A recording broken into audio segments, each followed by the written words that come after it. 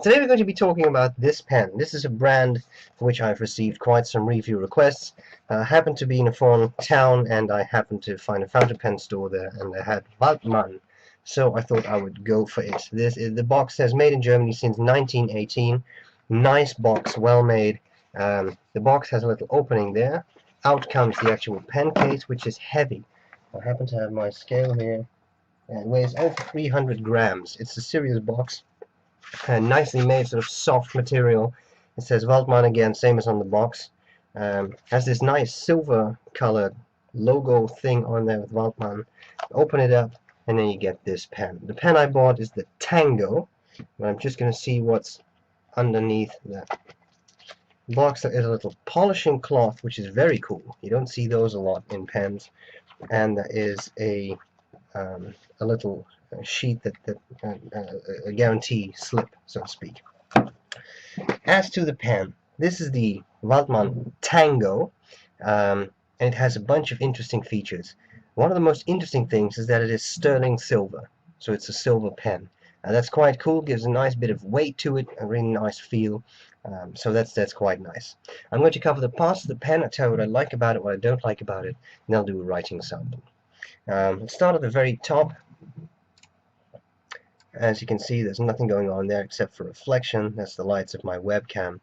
Now we have the clip. I think the clip has a nice shape, has the Waldmann logo up there, and it has a sort of hourglass shape up there. And then you see the actual texture, the sterling silver, which is very cool. Here you've got a plate. You can have that engraved with your name, for example, which is a nice feature. And then on the center band of the cap, it says Waldmann, and then made in Germany, and then 9, I'm assuming 9, yes, 925, 92.5% silver, sterling silver. We have the barrel. As you can see, nicely tapered. Again, that same texture, which is quite cool. And a little end cap, again, highly reflective, which is quite cool. The pen screws open, and then you get the section.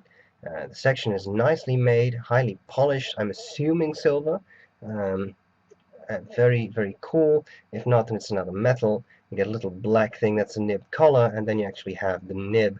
They had a broad nib. As you know, I love broad nibs, so I was very happy with that.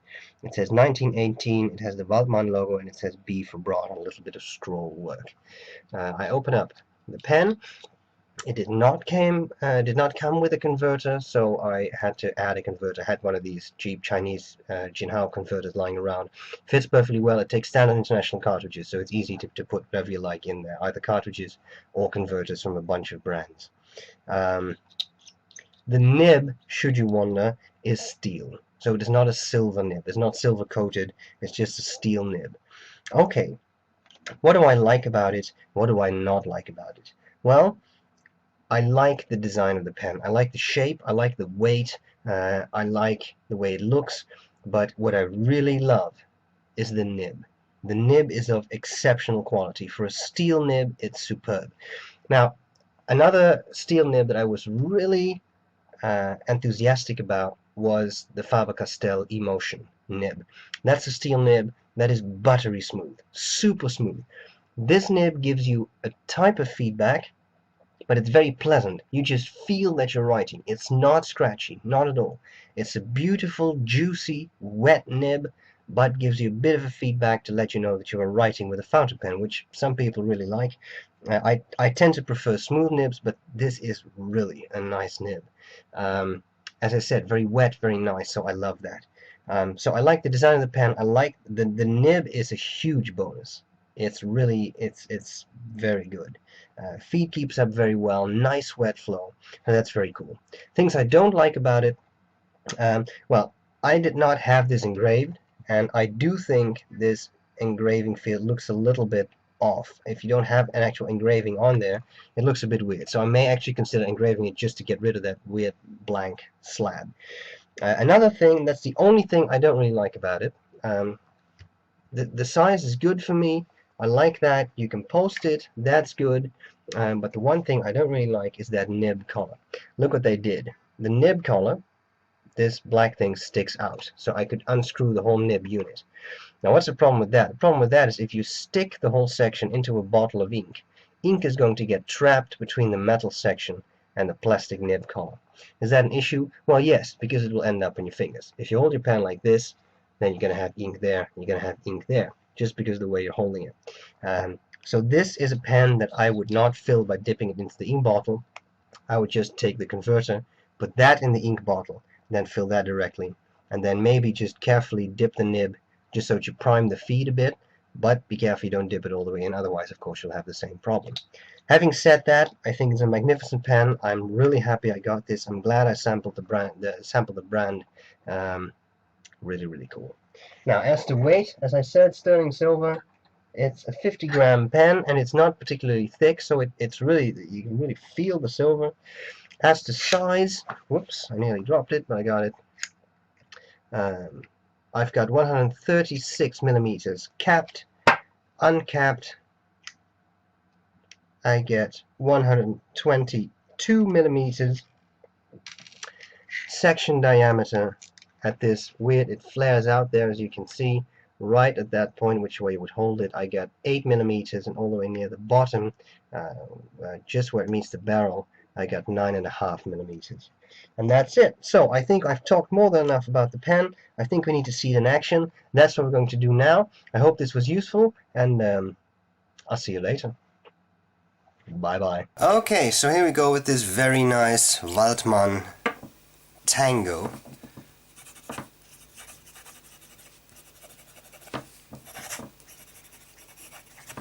The ink is Kaweco Sepia, it's a brown, and the nib is broad. Now, one of the first things you may see is the extremely pleasant wet flow. And I hope the camera microphone picks this up, but listen to the beautiful sound this nib makes.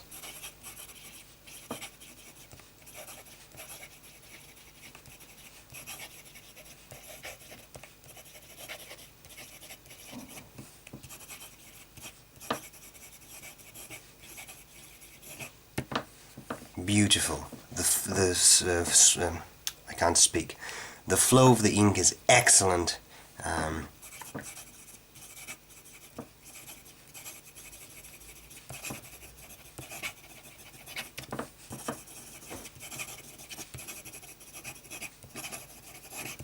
There was no skipping. There was a little bit of a skip there, but apart from that, it runs flawlessly. Nice, smooth writing experience.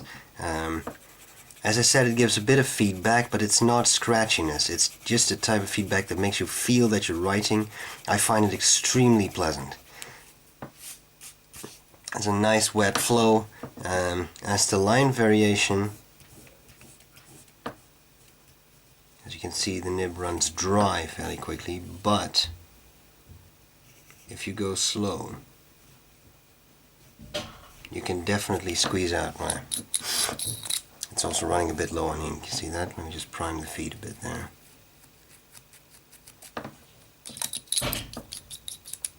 Okay. I really think I need to re-ink this, but you can see it just from the opening up of the tines that you really get some nice line variation from this pen.